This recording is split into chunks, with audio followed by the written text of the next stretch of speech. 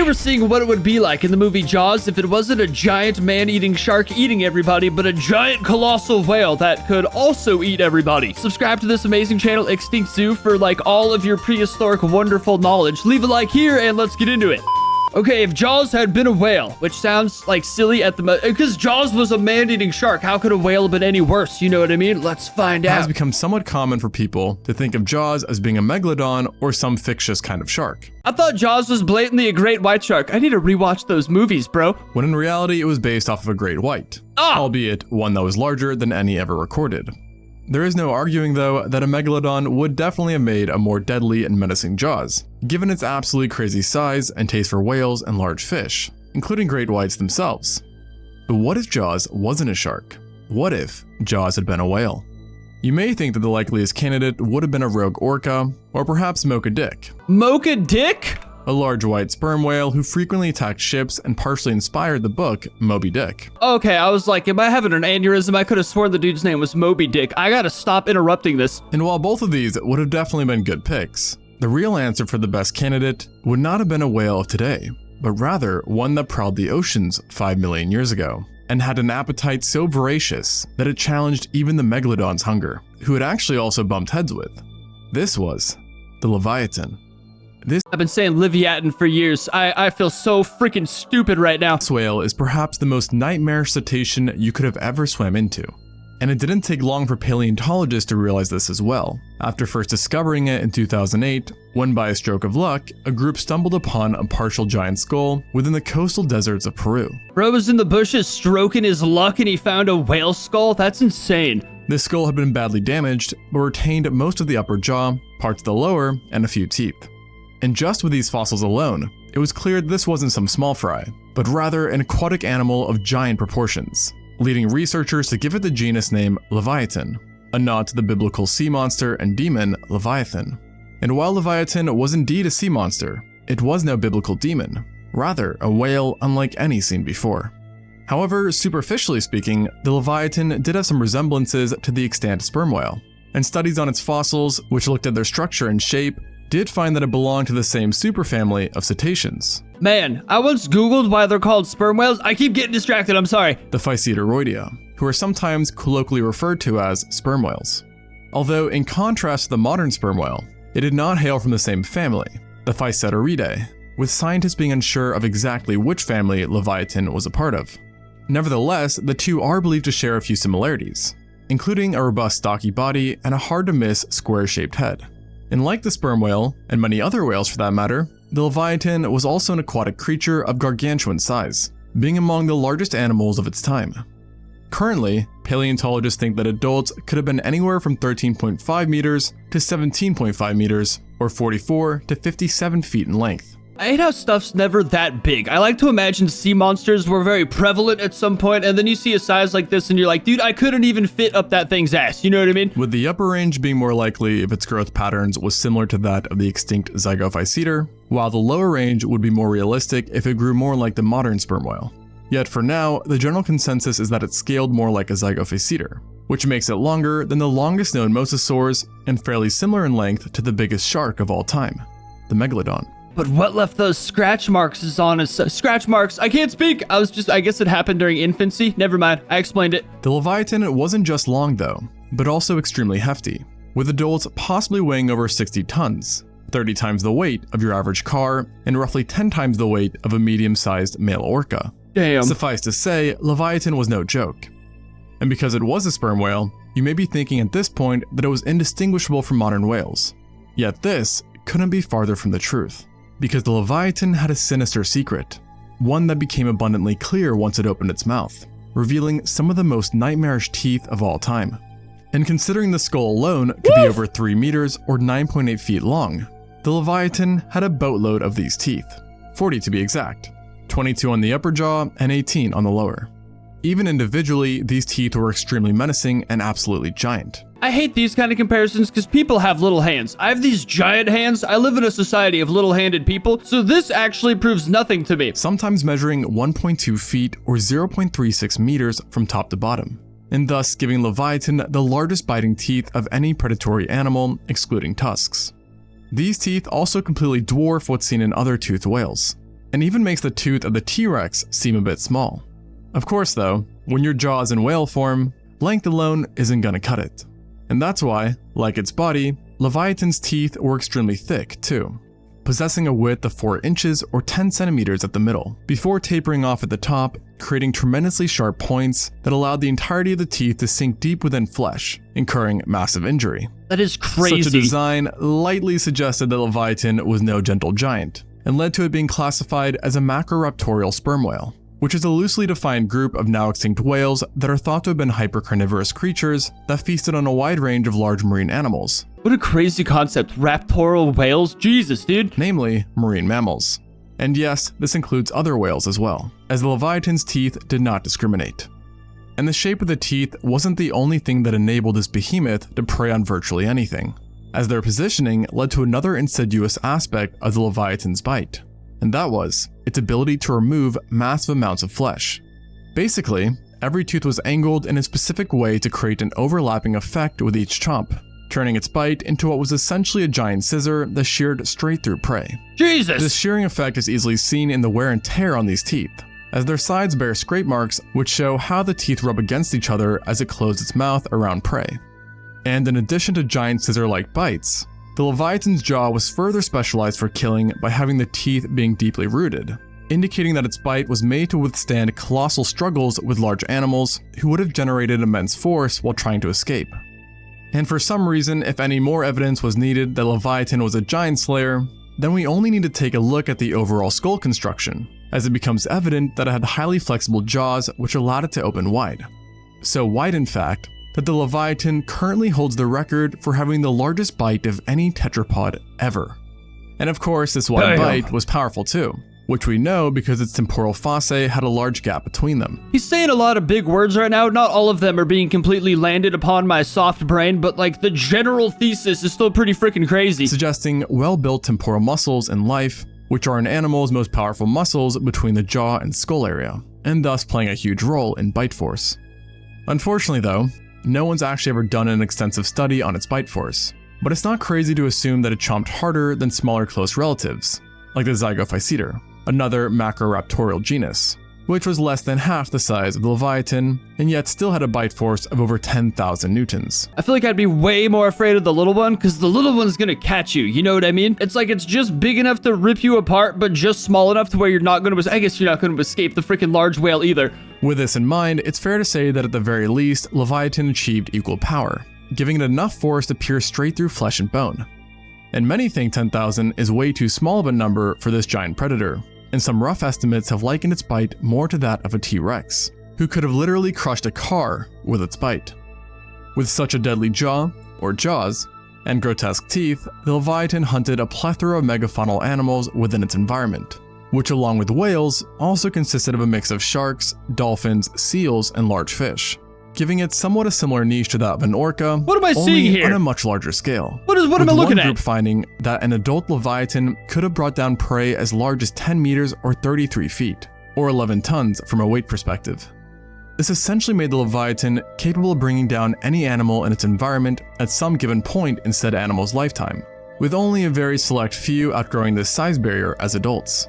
And once an animal had been taken down, the ferociousness of Leviathan did not stop, as it had a massive appetite that required hundreds and hundreds of pounds of meat per day to simply sustain its stature.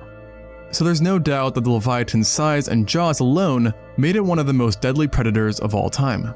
But when you live in prehistoric waters, it's always good to have some backup tools, which is why Leviathan almost certainly had insane echolocation abilities.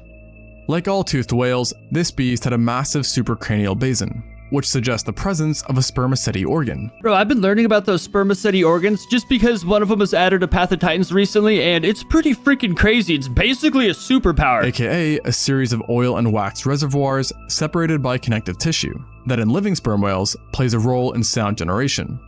This organ would have allowed the Leviathan to do a range of cool things, like detecting animals, communicating with others, and possibly even stunning prey. And given the abnormal size of the Leviathan's basin, its organ was likely unusually big too, resulting in it possibly being able to detect prey up to 14 football fields away, a massive advantage to have in the ocean where water can sometimes be quite murky. These are all pretty freaking amazing. Honestly, I should just be patient. I'm like, but how does this affect if it was in Jaws? You know what I mean? Additionally, despite the organ in question being made of wax and oil, which individually is quite soft, the structure overall was flexible yet hard, especially when taking the Leviathan's blubber into account. This surprising durability turned the Leviathan's giant nose into a second weapon, and that is a built-in battering ram that may have been its preferred weapon to start off with when hunting prey. This hypothesis is based on how sperm whales used to sink large whaling ships, which they did not do by biting them, but rather by ramming them, which sometimes led to the loss of ships over 200 tons. Such a weapon in a whale who already had giant thick teeth was a bit overkill, and most likely helped it become a highly successful apex predator, who had a profound impact on marine environments, preying on all those who dwelled near the surface. In fact, considering its size and its insatiable appetite, just one fully grown Leviathan could certainly alter marine communities. Yet there's a good chance that it was almost never just one, seeing that the Leviathan was presumably a highly social creature. Like other traits, this thought stems from what we know about living whales today and how the majority of them are gregarious creatures that often travel in pods. Ew, bro. Is that a schlog? Why would you show this clip? Why would I pause it? Good God. And modern sperm whales too share this lifestyle, with mothers and young whales typically forming matriarchal groups, while bull whales can form bachelor pods that consist of other whales similar in size and age. Bachelor pods is pod crazy. Of Leviathan would definitely be a sight for sore eyes. Yet they wouldn't be the only apex predator you'd have to watch out for, as the Leviathan shared the waters with another aquatic beast just as legendary, the Megalodon, the largest shark to ever live. Man, what a crappy time to live in the ocean. Having two behemoths living side by side and occupying a similar niche has made the Leviathan-Megalodon relationship an extremely popular topic amongst amateur paleontologist fans and professionals alike. Amateurs. Unfortunately though, there's no current direct evidence of the two ever duking it out. But multiple ideas on how such confrontations could have unfolded have been proposed. First off, we do know that the Megalodon did have some advantages over Leviathan. God, what a peak time for Earth. Just what a great time to pause it. Just a couple of monkey buddies like chilling out watching this epic duel of freaking sea monsters. My God, we've declined so much. Namely its size, with some of the Megalodon's largest estimates painting it to have been a few meters or feet longer than the Leviathan, and potentially weighing over 100 tons in total. Damn. Additionally, Megalodon did have the stronger bite, which has been estimated to be 182,000 newtons, which is far stronger than that of even the T-Rex. That's a crazy photo. With these two advantages, it's likely that large Megalodons had no worries and were technically capable of taking down any whale, which they did either by targeting the tails and flippers or by using stealth to stage a massive attack from below. But size and bite alone don't really paint the full picture, as Leviathan, considering its lighter weight, would have been quite a bit more agile, giving individuals a good chance of getting away, especially when considering their impressive sonar capabilities. Also, if we assume that most were living in pods, the tides start to shift, as just 3 matured Leviathan together outweigh the largest known Megalodons. And with multiple Leviathan ramming or chomping down on you, you would no doubt have a terrible time, no matter what type of animal you are. It should also be understood that Megalodons on average were not 100-tonners, with a study that examined 544 teeth, suggesting a mean size of 10.5 meters or 34 feet. Well, that's even crazier that there's no evidence of them ever like fighting each other in nature if they were bigger than many Megalodons. That's very confusing. And thus evening the battlefield that much more. On top of this, we only have limited remains of Leviathan that consisted of a handful of teeth and 1 skull. So who knows how big the Leviathan could truly get? That's all we have? There's no way that's all we have. Is it maybe he meant that's all we have of the face? Are we just making mass assumptions right now? Whatever the case though, the two were both undoubtedly deadly apex predators who were capable of dishing out massive damage to each other. And that is why it's likely that a fight between the two did not generally happen, as both would have been much more eager to find defenseless prey rather than taking on something that could have severely injured them if things went wrong. But what if there's a rival apex cleaning out the prey from your ecosystem and the only way to eat plentiful is by killing it? I don't know, man. I don't know. In other words, the risk did not justify the reward. And we see similar avoidance behavior in predators of today, who typically try to go out of their way to avoid direct confrontation. Albeit there are some exceptions, one example being orcas and great whites. But what's interesting about this case is that orcas seldomly ever attack adult great whites, who are still 3 times smaller than the whale. and typically only target juveniles. This sort of relationship could have also been seen between Megalodon and Leviathan, with the two only really attacking the younger of each species. There is the chance, though, that direct confrontations would have occurred over carcasses and territory. Yet in these cases, it's hard to say if a battle would have actually commenced, or if one would have just swam away. What is easy to say, though, is that because the two coexisted for nearly 5 million years, neither must have been too bothered by each other's existence, as they seemingly found a way to thrive individually. And thrive the Leviathan did. Based on confirmed remains, we know that this hypercarnivore managed to establish a sizable domain along parts of the southern hemisphere, being concentrated off of the coast of Peru and Chile. And when including fossils that are most likely from Leviathan but not 100% confirmed, its range suddenly expands up to North America, while also spanning as far east as South Africa and Australia. Within these environments, individuals showed a preference for coastal waters and bays, where it would have been surrounded by a wide range of life, of which the most abundant was actually other whales, consisting of pygmy sperm whales, dolphins, baleen whales, giant beaked whales, cedotheres, primitive orcas, porpoises, tusked whales, and other raptorial members like Acrophyseter. And while it definitely seems to have been a whale-oriented world, there were plenty of other animals lurking around too, including fish of course, penguins, seals, sea turtles, marine crocs, and even an aquatic sloth. Similarly, sharks were doing quite well in this area as well, with one of the more common kinds being our friend the Megalodon. But it wasn't the lone shark to watch out for. I gotta learn more about this aquatic sloth. What a crazy, fact to bring up. Those existed? That's insane. As you also had requiem sharks, short-finned makos, broad-toothed makos, cow sharks, sand tiger sharks, and even great whites. Cow sharks. Between sharks, crocs, and raptorial whales, the home of the Leviathan was definitely a place you'd want to avoid. And you would have wanted to avoid these waters for quite some time, as Leviathan existed for millions of years, specifically from 9.9 million to 5 million years ago, giving it a range that extended through parts of the Miocene and a small section of the early Pliocene. And because its existence took place mostly during the Miocene, many people have wondered why the Miocene seemed to generate so many giant aquatic carnivores. Good question. The answer to this is that it was partially due to the warmer climate that this period experienced. And this warmth also played a role in overall mammal diversification as well. Are you telling me global warming makes giant whales? I'm gonna go start polluting right after this video. Including those seen on land and our very own ancestors. This increase in animal sizes during this period ultimately played a role in the Leviathan's own evolution, as more larger animals meant a hyper-carnivorous giant whale was more feasible. And for some time, at the start of the Pliocene, this giant design was still feasible. Yet at some point, the Leviathan vanished. Like many animals of the time, it's thought that a cooling world was the main culprit. But it wasn't a simple case of the waters being too cold for the Leviathan. No, what paleontologists actually think happened is that as the Earth cooled and ice sheets grew, they churned up the surface of the seafloor, which ended up helping zooplankton populations grow, which in turn caused baleen whales to balloon in size.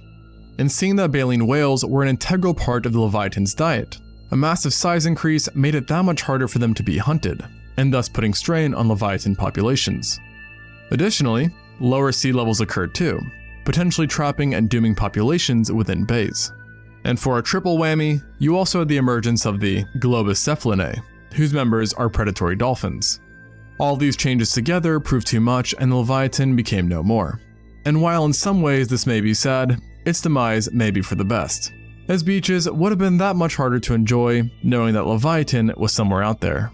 But there is no arguing that it would have been pretty cool to see one of these guys from a safe distance, and preferably on a very, very big boat.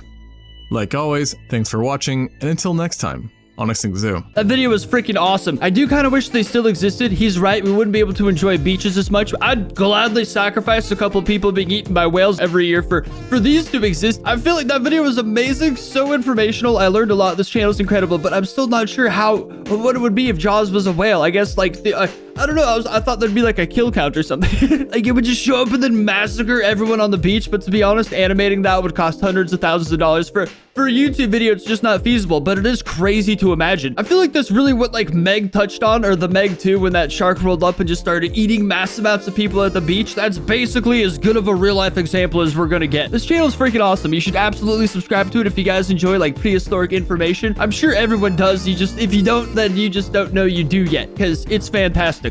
But yeah, leave a like on the video, subscribe for more nonsense, and I'll see you next time.